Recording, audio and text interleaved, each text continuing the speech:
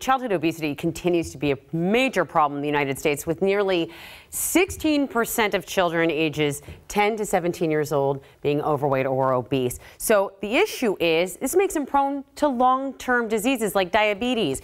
And get this, if the trend continues upward, 50% of those kids will be obese at the age of 35. So we decided to look at the numbers.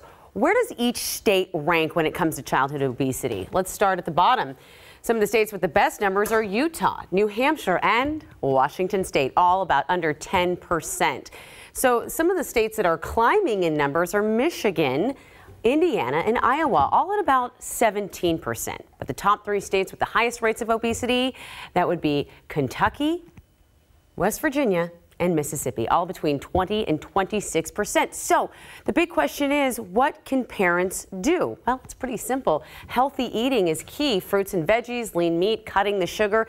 And I know you're thinking, wow, produce is really expensive in our region. Well, a helpful tip for you that frozen produce can be just as fresh and healthy. As a matter of fact, have more nutrients than fresh. So you might want to cruise down that freezer aisle. Back to you. That's a good tip. We do that at our house too. Thanks, Amity.